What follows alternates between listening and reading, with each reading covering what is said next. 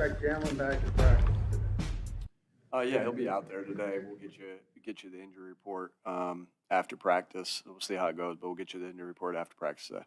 Make the decision to go outside today and go over to the stadium. What kind of led to that? Yeah, the field's frozen outside. We've tried to get outside as much as we possibly can. I mean, unless it's I really think, we play outside. So unless it's a torrential downpour or the wind's completely out of control, we're going to go outside. Can't go out there today as far as our facility because the field will be frozen. So we'll go over to the stadium. With Jalen missing most of 3 games, are you worried at all about rust with him? No, I think I answered this, to somebody, I can't remember who, earlier this week. This is why you practice. This is why you go through the process of practicing and all the things that you do at practice to get on the same page, to do everything there. We feel like we practice at a very high intensity level. This is why you go out there and do those things. Has the 2 weeks also given his finger a chance to heal? Like, is that much better than it was? Yeah, he's continuing to get better. In his time away, did you give him any kind of project to look forward to with future opponents? I know he didn't know the Packers until Sunday. He's always working on different things and getting himself ready to play the opponent and getting himself, self-scouting things. He constantly works at that. With postseason here, you can have padded practices again. Are you back in pads, and will Wednesday's practices be different than they were in December? It all depends on the last game. Today we'll be in pads, but it all depends. For me to say right now, hey, through the playoffs we'll always be in pads. You just don't know how each individual game goes, and so you play that by based off the circumstances, everything like that. But today we'll be in pads to play. I think that's really important. We're going to play a very physical team against the Packers. Who, I can't tell you enough how much I think how well coached they are and how good their players are. They got a lot of respect for this team. You can tell on the film how much they talk about fundamentals. You can tell on the film how much effort they give, and that's a direct reflection of their coaching staff and their players. Are there any restrictions on Jalen today, or is he able to? We'll give you a practice report when you get out there. It's such a long season, 18 weeks. To be at this point, it looks like fully healthy. What does that say? What does that speak to about it? Yeah, I think, I feel like the main thing that you want to do is make sure you're getting better throughout the year. And so you always, you push it, you push it so you're practicing, doing the details and the fundamentals in practice. But while you're also very conscious of, that it's 18-week season. And so it's a balance that a lot of people contribute to. Ultimately, I have to make the final decisions on what I think is best for the team of how we practice and all those different things, but get a lot of different contributions from the strength staff, from the training staff, from the doctors. Couldn't do that without them. And then you also talk to the players, how they're feeling and always being in constant communication with them. But at the end of the day, sure, luck has something to do with it, because there are some unlucky situations that happen where you lose guys. But you can't say enough about how much the guys have put into taking care of their bodies, from the nutrition, for being at the weights that they're supposed to be at, and, to how they prehab, to how they rehab, all the different things that they do to take, you go down there and there's always guys doing stuff with the strength staff to get ready for practice and the prehab. That's why we give them a good amount of time before practice. That's why we moved you guys till after practice so they could have that ample amount of time to get themselves ready for practice. So again, you can have all the right people in place, and Mr. Laurie, so appreciative that we have all these guys in place and the organization that we have. But at the end of the day, these guys got to go out and do it, and they've really taken a lot of pride in taking care of their bodies and taking care of themselves. Nick, the Packers are number one. Packers offense is number one in terms of explosive pass plays. Your defense is number one in limiting explosive pass plays. What will it take for you guys to win that battle? And what do they do so well that gives them the opportunity to throw it? Yeah, first and foremost, I can't tell you how much I think of Coach LaFleur and his offensive staff and his offensive mind. Putting the guys in positions to succeed. I mean, I just watch him have success year in, year out. So I got a lot, and he's done it with different players. I just have a lot of respect for him and all the things that he's done in this league.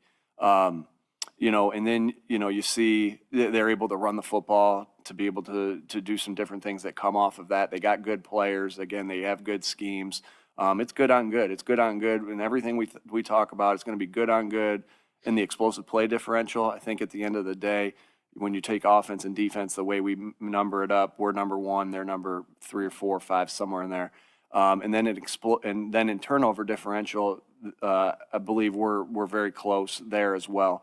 And so I know we are very close there as well. I went over that with the team today. So it's good on good in the things that we really stress. Obviously, you can see when you watch their tape, they stress the same things. And again, it's gonna when you're talking about giving up big plays on defense, it always starts with being on the same page. You know, we gotta work our butts off in this meeting, or in our meetings and in our walkthrough and in our practice today, to make sure we're on the same page for the different problems that they create. You know, tackling, so you can get it. You know, if they do check the ball down, you get the ball carried down. That's a challenge against these guys. They have really good guys that are dangerous with the ball in their hands as far as the pass game goes, and so. Again, it always comes down to that, you know, being in the right positions, being on the same page, tackling and effort to the football. How did you set the tone this week with your players through your messaging, Nick? I'm sorry? How did you set the tone with the players through your messaging this week? You know, one thing we talked about, the main thing we really talked about was like, you know, as you come in here, you don't say, hey, we won 14 games, we won the NFC East, now here's what we're going to do.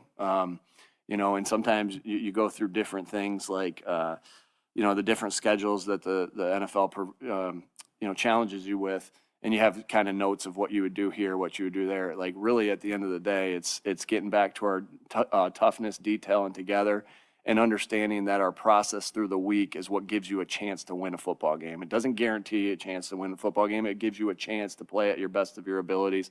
It gives you a chance to win, a better chance to win the football game when you go through this week like this. That's been the message all year. And again, I don't think you want any of your guys going, all right, now it's the playoffs, here's what I'm going to do now. It doesn't work that way. A winner's mindset is the same week in, week out, and that's what our message was all week, or today, and it will be the rest of the week as well. I know the goal is to always have your team playing the best going into the postseason. Obviously, with the quarterback changes you had over the past weeks, the week off, are there things you've done to maybe try to make sure you keep some momentum going that you did have? Ask me that one more time. Sorry, Alex. Ask me that one more time. The goal is to have your team playing the best football going into the postseason. With all the changes of the past week, the injuries, the week off, do you still feel like you're playing your best football at this time? Yeah, I think we've gotten better as the year has continued on. Again, what do you attribute that to? You attribute that to the way you practice. Same reason why I'm not worried about rust, right? In that scenario, because I know how we go out and practice, and I know the emphasis we have in walkthrough and the meetings that you can continue to get better. And so, and it's the relentless effort by our scout team in practice, and the relentless effort by our team in practice, and that vision of just how you get better is on the forefront of our mind. And so, you know, we looked at some numbers today of where we finished in some different stats, and every little report might be a little different, but we were in the top 10 in all our detail stuff. We were in the top 10 of our tackling. We were in the top 10 in takeaways. We were in the top 10 of giveaways. We were in the top 10 of drops. AJ led the NFL in least amount of drops percentage-wise, which I don't think you can get better than 0. So he had like 97 targets and no drops, which is quite impressive. And then we talked today about, hey, if we did a stat on block destruction, if the NFL took a stat on block destruction, you know, we feel like we'd be in the top 10 there, or combination blocks between offensive linemen, we feel like we'd be in the top 10 there. So what my point of that is, you just constantly try to get better at those things. And we felt like, you know, it didn't start off, you know, obviously we were low on the takeaway and the giveaway area early in the year, and we've gotten better at that. You know, in tackle real well against Green Bay when we first played, and we kind of put ourselves in a hole. We've gotten better at that. And so you see that through the fundamentals. You see that through the guys being on the same page. You see that, again, you see that with how the guys interact with each other, because, you know, connecting such a big deal here. So we feel like we've continued to get better, but we got to go out and show it. A couple more. Some players have had is that it's a college-like feel here. A, how do you perceive that? And B, is that an objective of yours? I love that. I love that because, you know, again, I think at the end of the day, it's got my start learned as I was growing up from a high school coach, and then kind of in the college world is where I started, and we talk a ton about culture and connecting. And, and I always thought of it this way, like when you play in high school, like the guys that came to to our game a couple weeks ago were my high school buddies, right? Because I knew them my entire life growing up. So you have a natural connection with them. The guys you go to college with, you're all away from home for the first time, right? And y'all are living right in the same dorms or whatever it is, hanging out with each other. There's a natural connection here. There's a lot of different things that challenge, connection in the NFL. Some guys live in Jersey, some guys live in Philly, some guys live in Mainline, right? Some guys live in Delco, like wherever. I don't want to leave anybody out. So and some guys have families, some guys are single, some guys have girlfriends, sometimes, it's everybody's in a different stage a little bit in the NFL. So you have to work at that to create that. And I think that's what you appreciate so much of these guys is how much they've worked to connect with each other. Because I know this, at the end of the day, if you're a connected football team, that doesn't guarantee you win anything, but it guarantees that you don't want to let that person down. And Lane said it perfectly a couple weeks ago. We're so committed to being together and having a tight football team that we have a little bit more on the line that we don't want to let. He said, I'm paraphrasing, I don't know exactly how I said it. We have a little bit more on the line that we don't want to let each other down, and that's the key to it. And so, I want there to be joy when they walk in here and see their pictures on the walls and on the video screens, and want to be around and have success and root for the success of the other guys there. And so, but that doesn't happen. All those things that I just talked about doesn't happen without special people. And we have some special guys here that make that happen. Culture is your habits. Your habits are what happens by the team, and we have some special guys that can accomplish that. Nick, you've got some young guys on defense that are going to be experiencing NFL playoffs for the first time. How would you describe how it changes the intensity, especially home game at the Lane? Exactly. Who did I answer that earlier with? Same process, same everything. Don't let everyone is going to tell you how much more, how much bigger this atmosphere is and how much bigger this is.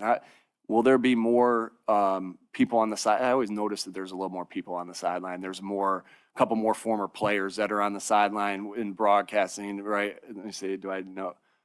Yeah, normally I would see there would be a couple new faces in the media here. Not today. You guys have been here all year, so I don't see anybody new. But it's really don't do anything different than what you've been doing. Like when the stakes get higher, when the game gets bigger, right? You need to lock down and do the tough detail together, right? You got to lock down and do the preparation that goes throughout the week. So you got to go and do your business to put yourself in position to succeed. And that's it. These guys too, like when you really sit down and think about it, I mean, these guys are at the pinnacle of their sport, right? So some of them have played in state championship games. Some of them have played in national championship games. Some of them played in rival games that are, bigger rivals than anybody has ever played in, right? Iowa State's a big rival for Coop, right? And so that doesn't mean, one's bigger than the other. Like you go to a high school football game, you go to Southwestern versus Falconer, and you tell and that's my team, Southwestern's my team, Falconer was our rival. You go to that school and say this game's not as important as a playoff game, and those kids are that game's important to me. All right, there's nothing bigger to me than this game right now. And so these guys have been playing in these their entire lives. I want them to stick on their process. I want to stick with what got us here and not think about anything else other than, hey, again, I don't think it's a winner's mindset to be like, here's what I'm doing different now, or here how's this game's going to be different. Screw that. It's about what we do all week. It's about us. All right. Thank you.